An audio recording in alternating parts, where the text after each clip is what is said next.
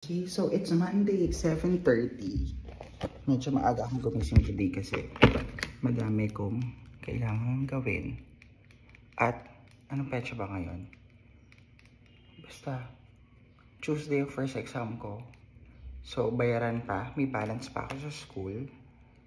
Tapos May 5, bayaran ng condo. So kailangan ko ngayong mag-prioritize kung alin dun sa funds na meron ako. At kung makahabol ng racket ko today, yung mga bayarin. So yung isa naman, kaya lang, hindi pa nagbabayad ng kliyente. Kaya niya nang bayarin yung bills ko sa condo. Kasi rush yun. So, pero in 2 days time ko pa magagawa. So I'm not sure. So today I have 3 rackets na kailangan kong matapos. NBI, UST, and then Binondo. Diba? Kung kailan dapat nagre-review na ako at nakafocus na, ito ang problema natin. Since wala akong permanent or stable na work, I rely on transactions na project-based or pasulpot-sulpot lang. So it's seasonal. And I've been surviving on that for the whole year na. Pero since it's challenging, kailangan na talaga ng full-time work para, diba, hindi ko na problemahin. Magiging extra racket na lang siya.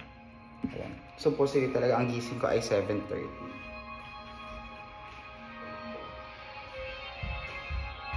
Hindi ko na kayang puntahan yung Quezon City, so bukas na lang. So ganun din naman nangyari sa akin ng midterms. Rumaraket ako, tapos natapat pa na lipatan ng mga gamit sa condo. So talagang hindi nakapag-review. At eto na naman, kaya ang hirap kapag meron kang mga problems. Hindi mo makontrol yung time mo and tulog. So kagabi nakauwi ako ng mga 12 o'clock, natulog ako ng 1. Nag-alarm ako 6:30, pero syempre hindi ako bumangon agad. Pero ayan, at least 7:30 gising ako. So maaga na sa akin to. From the usual 10 o'clock or 11 na gising ko. If I want 8 to 10 hours of sleep. So today, magtatapos na lang ako ng mga video na dinownload ko. I'm not ready. Siguro yung confidence rate ko sa first exam bukas nasa 28%. Meron akong masasagot kapag mga doctrines and concept lang. May multiple choice naman ata. Huwag lang magpa-enumerate kasi mahirapan ako sabihin yung mga characteristics, mga elements, or mga occasions kung bakit ang kontra kay valid, invalid, kailangan i-reform, voidable, defective, mga ganyan. Saka yun nga, my gosh, I've learned the hard way. Huwag na magpautang. Kasi in times na ikaw na ang may need, hindi mo masabi kung yung same effort na ibinigay mo dun sa tao na pinautang mo, marireciprocate niya. At nagsawa nilang akong maningil. So ako tuloy ang nagsasuffer na sa halip na yung personal funds ko ay magamit ko. Ayan, wala. So akong kailangan mag-adjust, diba? So kailangan ko rumakit this exam week or else nga wala ka naman ang magagawa kasi kaibigan mo. But I'm lucky that I'm lucky pa rin kasi yung mga friends ko naman understandable. So in times of need, pwede ko silang lapitan. Pero yun nga, for me to be the type of friend na who will go the extra mile pa, na mag-e-effort pa, na magsasacrifice ako. Parang hindi ko na kaya. Maging matalino sa buhay. Ayoko na magpaabuso. So, I'd rather be on the other side of the situation. Na ako nila yung mag-a-ask ng favor. Kesa, ako yung magbibigay ng favor at magsasuffer. Which is, my gosh, it's a new thing to me. Pero at least, mafi-filter mo na yung mga tao sa buhay mo na parang walang pagpapahalaga or respeto sa pagkatao mo. Kasi diba, for them not to pay on time or i-ignore ka. Siyempre, di ba nga, ikaw na nga nagpautang, so kailangan ikaw pa ang maniningil, or kaya pag nagsabi ka na you have to pay na, it's like you're gonna beg for your own money. Wag na, hindi siya worth it. Saka yun, charge it to experience. So maraming mga friendship na nagkakasira because of finances. So never be that person, kasi in the end you're gonna lose more than just the zeros on the money. But relationship, diba, you always have to invest on the good people, on the right people.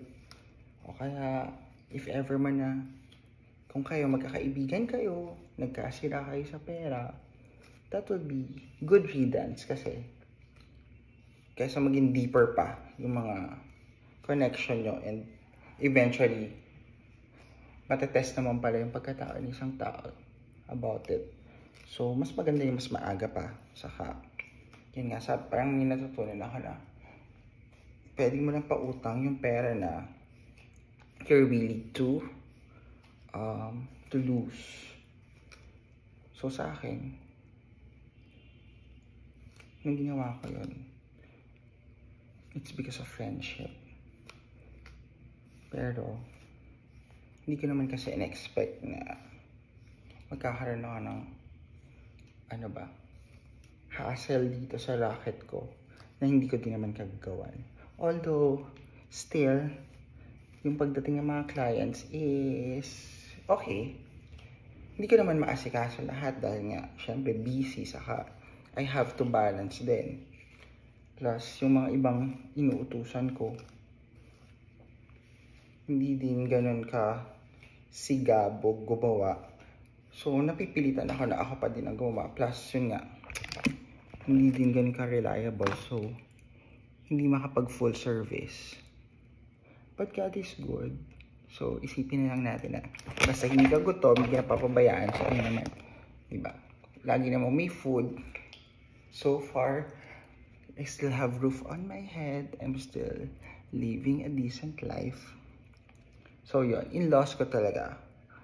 One of your major struggle and hassle will be your tuition, your everyday expenses. So I would say that's 50% of your problem that you have to prepare for and resolve, or else magsasuffer talaga yung mental health mo and then your academic standing. Kasi diba, sa halip na nakafocus ka sa pag-aaral, ang fino-focus mo ay paano kumita ng pera.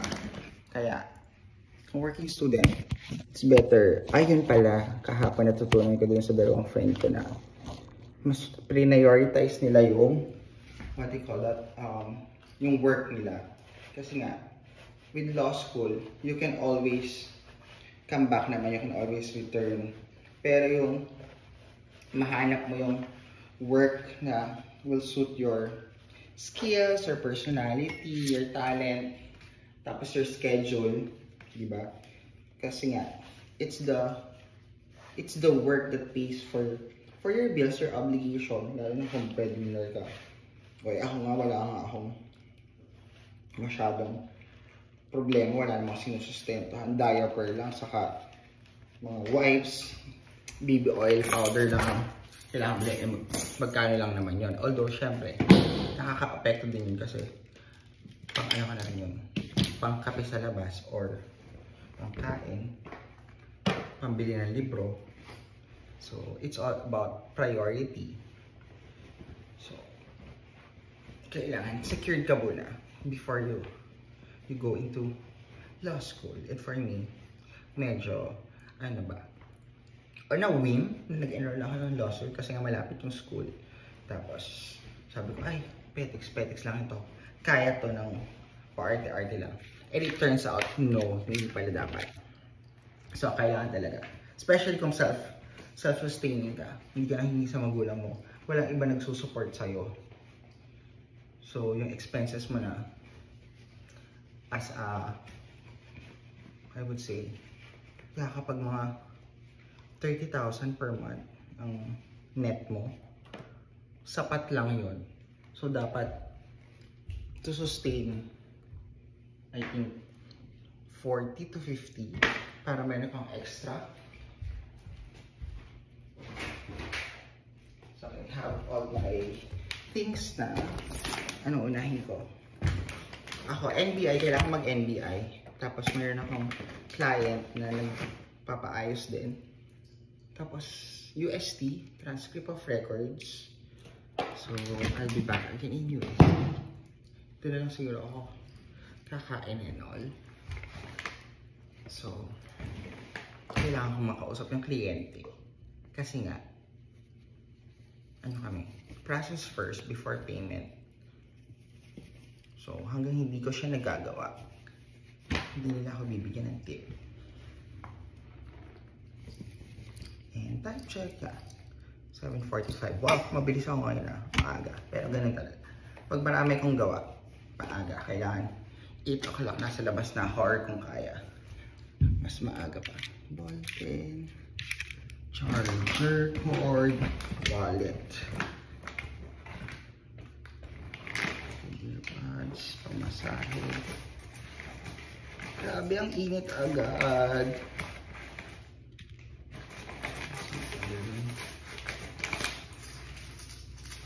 So, yeah. Hopefully, tawagan ako ng mga other employers kasi nga ang tagal. Pag nag-apply ka, after 2 weeks ka pa tatawagan or after 1 month, tapos magkakasabay-sabay kung ano yung interview and all. Tapos, yung iba hindi swak.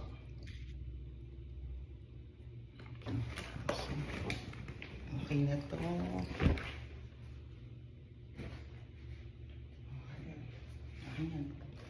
So, bye and good morning. Happy Monday! So, let's start the day right na maaga pa lang. Parang reporting for 9 office work. Mag-practice tayo. Makakuha ng, ano ba, 9 to 4, 9 to 5. So, anong unahin ko? Hindi ako makapag-decide. Pag iniwan ko muna yung gamit ko sa school, pwede. Para hindi mabigat. Kasi nga, syempre dala-dala ko na naman yung mga, kung ano. Oh my gosh, nadala ko ba yung charger ng laptop? Yan, naiwan ko yung charger ng laptop. I have to return. Diba? Kasi nga, naka-charge kagabi. Hindi ko naayos. So, sayang ang 7 minutes sa pagbalik. So, yun nga, diba? Unahin ko. Mas una ka magkakapera pag naayos ko yung UST. Tapos yung NBI, bayad na yun. Pero, kailangan ko din yung sarili kong NBI. So, I think, tapos ito pa pala ang binondo. So, ay, ito palang binondo. Ano na yan? Robinsons Manila. Pero magkalapit ang Robinsons Manila sa NBI. So, alin na gamit ko. Pero I think, better mo ng UST. Para sure na. Kasi urgent yun. So, yun lang. So, ang gulong buhay ko. Rob Manila muna. But first, let's buy. Magkano ang pandesal? 5. Pagbila ng 6. So, magkano tayo ng breakfast natin? Malunggay pandesal ba? Okay, so, for today's breakfast, para coffee and pandesal. So, it's yes, please. So, I think, Rob Manila, then NBI. Yes. Thank you. Para konti pang tao. Or kung pumila man ako at abutin ako ng lunchtime, at least nasa UST na lang ako. Natapos ko na diba? So yun lang, bye. Diba? So sobrang aga natin. Wala pang tao. So that's the advantage. Kaya okay lang na rumakit. At least pag nasa mall, convenient. And 30 minutes tapos na ako. So yan, sana bigyan ako ng tip. And just like that, we're done. O diba, parang 5 minutes lang. That's why I love freelance work. Kasi it's very flexible. And wala kang boss. Kaya lang, it's not that what do you call that, sustainable. So depende. Kaya hours na? Before 9. So tama lang. So NBI next. At sana walang masyadong pila. Bilang isang ordinaryong manggagawa, my gosh, ang hirap ng buhay. Bakit ganoon? Diba? Gigising ka ng maaga, maiinitan ka, makikidigba ka sa LRT, sa jeep, sa bus. For what? For peanuts, diba? So, kailangan talaga magsumikap sa buhay. So, ang challenges mo, that will make your success bittersweet. Kaya, every moment, every paghirap na kailangan mong daanan, mas mag-motivate ka pa sa buhay mo to improve. Sumakses ka ng step by step. And, mag-appreciate ka ng blessing mo kasi hindi lahat ng tao kayang gawin yung ginagawa mo. Hindi lahat ng tao may means to continue. Kaya, ngayon, different folks, different strokes. Pero yon, pagod na ako agad kasi ang init and it's just 9 o'clock. Tapos ang tagal pa. Ayun yung trend. Kaya yung iba talaga sumusuko na lang. So, huwag tayong tumulad sa mga impacto sa lipunan. Ayan na. Maging tayo, angel sa ibang tao kasi ang hirap na ng buhay at ng mundo. Huwag na tayong dumagdag pa sa negative. Here's our training. Okay, done. Kasi kailangan ng picture for the client. Pero ako, I have my own biometrics. So, sulit yung pagpunta ko sa NBI today because yung processing ko, tapos ayun akong kliyente na rush. So pag rush, may extra credit, gano'n. So sana ma-appreciate niya na lunes ay rumarampa ako para sa kanya dahil nagmamadali siya. At gusto natin yung mga rush clients kasi madali silang kausap. Bagsakan agad ng presyuhan kung magkano. Plus yun nga, kung appreciative sila, kaya nasa sales stock mo yan, nagbibigay sila ng tip. Pang kape na din yun or pang mid fancy dinner. Kaya, so off to NBI. At doon siya, katabi ng WHO. Sana konti pila. Ang sa NBI, pulas mo, pero laban. Ganyan ang picture natin. Panti lang naman yung tao. At least aircon. Kaya mas masaya mag-process ang mga agencies or government offices kasi convenient naman siya. Mas madali nila. So talagang as a liaison officer, field processor, yan ang 40 natin. Rumampa, kaya kung sa sila ako nakakaroon, Luzon, Visayas, Mindanao, laban. Pero ngayon, medyo naglalaylaw tayo. Busy and all. Next daw po, ang daming pila, nakakaloka. Pang 15 ata ako. So we're success here at NBI.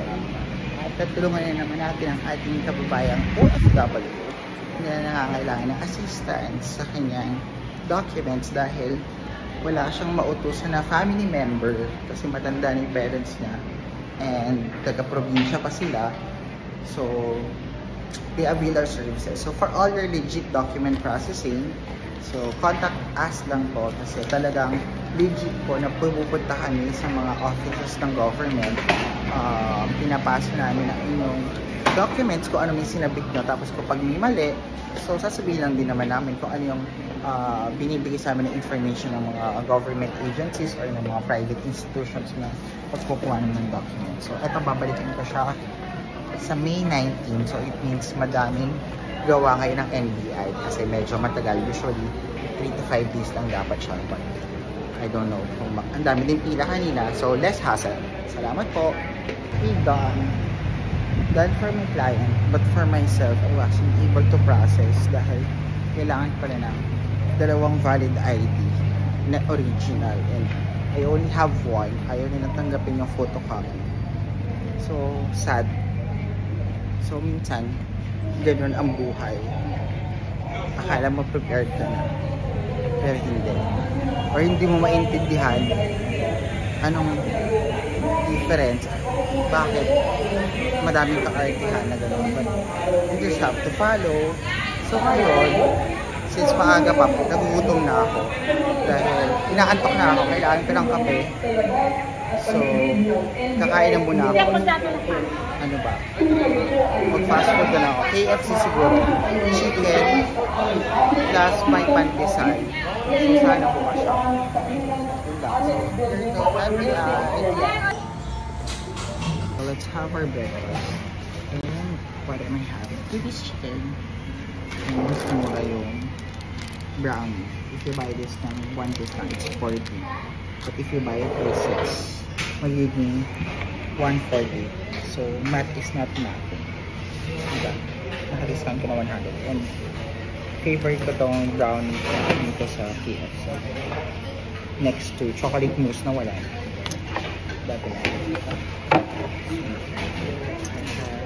Chicken and rice. And then, of course, I also have my pandesal.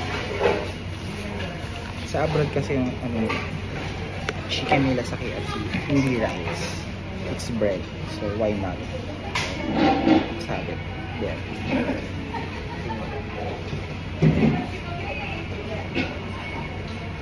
Okay, amen. Bye.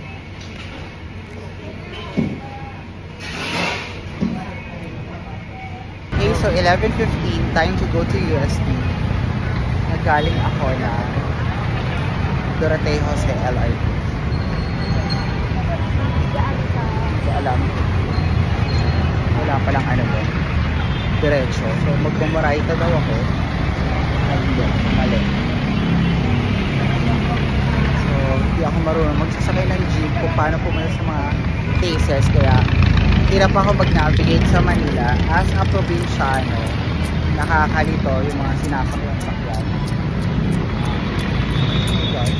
Ang init, hindi na tulad ng probinsya, isang jeep lang, isang diretso, napuntahan mo na lahat ng bayan, lahat ng syudad na kailangan mo puntahan, ay isang sakay lang. So yun ang mahirap sa Manila. Time to check our balance. Tingnan natin kung sumakses na tayo kasi kulang tayo. Ay, konti pa lang. So, dagdagan natin para both in apartment and tuition out of receipt. Okay. Tingnan natin kung dumating na yung mga allowances natin. Kapera ka rin. Wala pa pa isa. So, continue tayo sa pag-uro. Gcash na. So, hello USD! We're back at it again. Lagi ka nagpaparamdam. So, ayan nga. Bago mag-lunch. Ay, oh my gosh, kailangan habulin. Baka magsara sila. So, alit tayo sa one of my what ifs and regrets. UST. But not in law school. But College of Pharmacy. So, diba? What if dito ka nagtapos? Or what if nung bata pa lang ako, nag-aral ako agad sa Manila, hindi na siguro ako magkakaroon ng ganitong midlife or existential crisis na I'm trying to relieve, I'm trying to compensate things or experiences that I felt I've lost, robbed, ganyan, in the past. So ngayon na adult na ako at ako na lang ang merong bosses at decision for my own life. Ayan, but masaya lang bumalik-balik, pero wala na. What's done is done. So andito lang ako para rumampa, or oo nga pala, may hiring nga pala dito. We'll see. Diba? Ganda. Okay, ano siya, architectural, historical, tapos may mga puno-puno, malaki yung campus, mga ganyan gusto natin para rampa-rampa, picnic, kain sa Tusan man. So I need to find the College of Nursing na nakalimutan ko kung saan. So currently I'm lost. Hindi ko alam kung mahina lang ako sa instruction, makakalimutin, or I'm lost because ang dami ko nakikita mga medicine students naka blue and khaki, blue scrub sa taas, and then khaki pants. Hindi ko alam ba't naglalabas, siguro lunch break. So tama, College of Nursing, so magka-building pala ang nursing and med. Ang sayang talaga. Ay, hindi naman pala ako nursing nga pala. There's those. Hindi, dito pala ako. Sabihin sa College of Nursing. Bye! So, hindi pa rin tapos yung ginagawa ka. Ang complicated, my gosh. At ang tagal mag-reply ng kliyente. So, may naisip na naman ako. Tawid ako sa kabilang building. Although, kino-consider ko din naman siya. Pero, not so much. But since I'm here, malay mo, it's God's way of telling me na why not? Kung gusto mong ma-heal yung regrets na ba't hindi ka nag-UST, now is the time. So tingnan natin. Okay. So yun lang. I love it here. I love it here. I fell in love with the museum nung bata ako. At nung may nakita ako na may church sila sa loob ng campus. So sabi ko, wow, my gosh. I feel like mag-grow ako dito at yun nga, with all the trees and the park and the field, makapag-picnic ka during hapon or break with your friends at all. But we'll see now.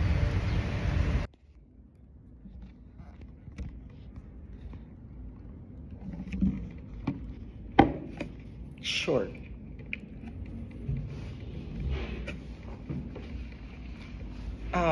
Did you send a link for me to upload the resume? Or was it a Google form?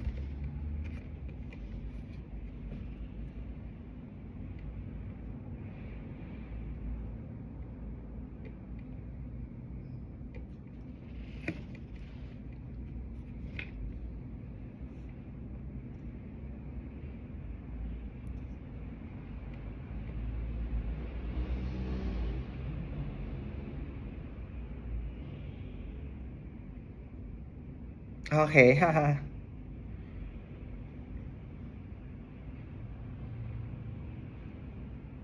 Correct.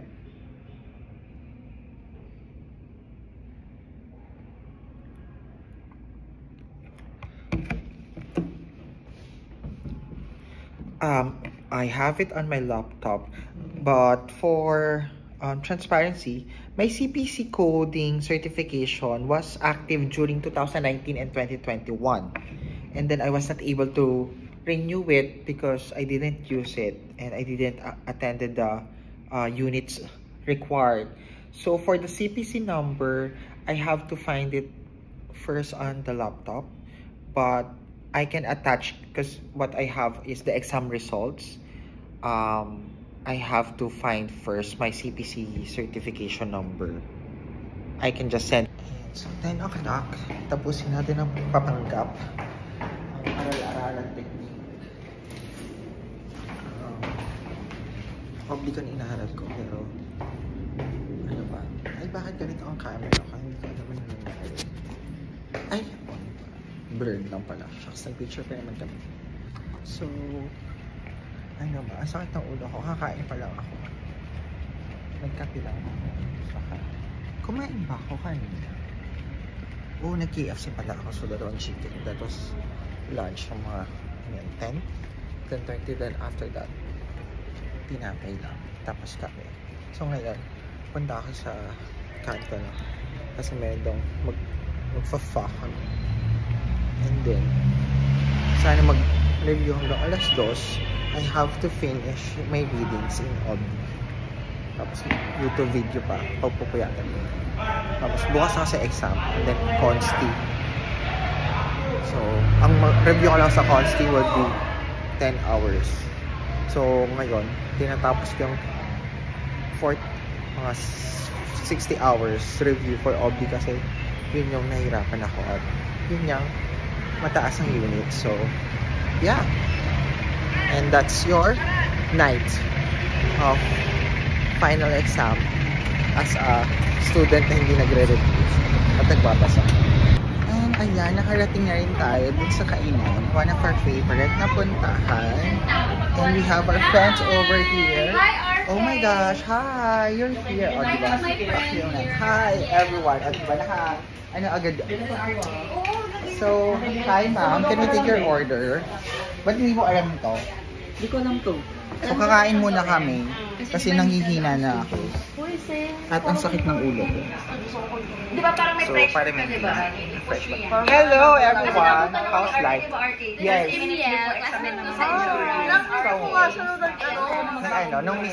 Nung Miss Universe. Parang Teacher's Day. Yung kumanta kayo? Oo, kumantahan. Kumanta kami. Gio, anong kakainin natin? Ito ba ito, nakaano sila. Ay, sorry. Ay, nakaset sila. Ito. Ah, bakit? Kayo, tayo, anong gagawin natin? Titignan ako kumain sa Alpha. De, joke lang. More than nakita yung number ko. So, yung mga kasama kong kumakain ng mainit na sabaw. Samantalang ako, ay, may taho sila. Ako, lunok laway lang dito. Charot. Okay, so we're here sa Pho Mahal. Pho Fang, ganon. Anong turo sa inyo? And here's our group. Success na ba for the exam? Kamusta naging exam? Si Gio? Ha? May isa pa ako. Slept pa at saka ano. Ikaw, kamusta yung exam mo?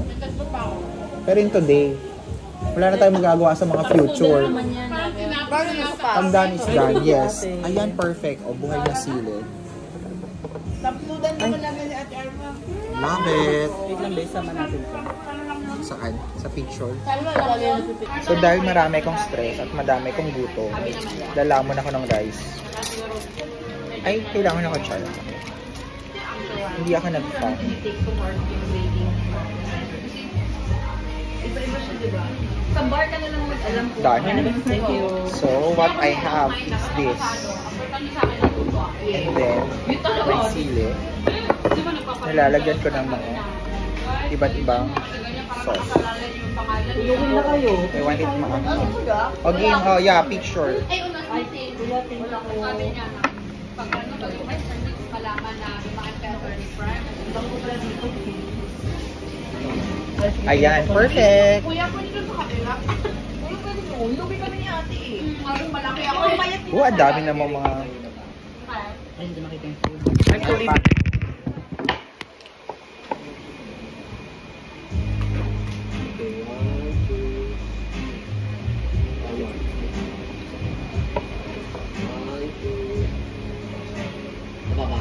Ayan, oh.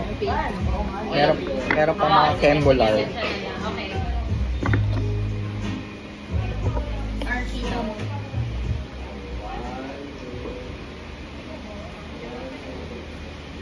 Pasado sa finals! Yes!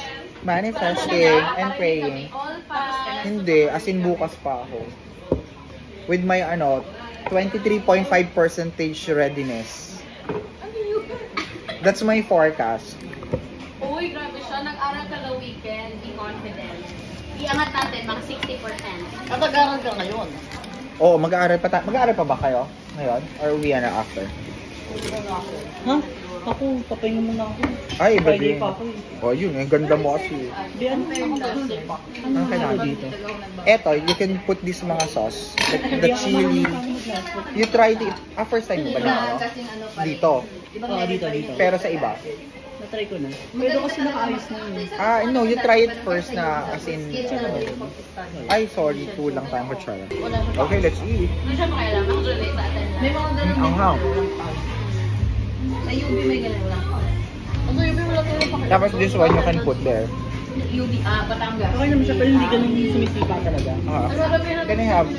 Hingi ako nito ah. Hindi siya state. Batangas State. Diba? Ano ba ba? Manghang? That's parang malasa, parang oyster sauce. Tapos ito medyo paanghang na something. Pero hindi naman, sakto lang naman. I mean, tikman mo muna kung anong epekto. Tikman ko naman. Okay naman yung lasa niya, pero... Sa aming school life, kasi gusto ko madami extracurricular na natin. Anong na-experience ng pasok? I need this. I need the energy. Ano, hindi kasi nag-election So pag exam Pero season, kami namin, meron kami partner with- ano, meron kami cheat partner day with- lagi. Kailangan ng energy to escalate lang ang sa study and all. ASGA. Kasi, yung, di ba yung Myanmar nasa lakta?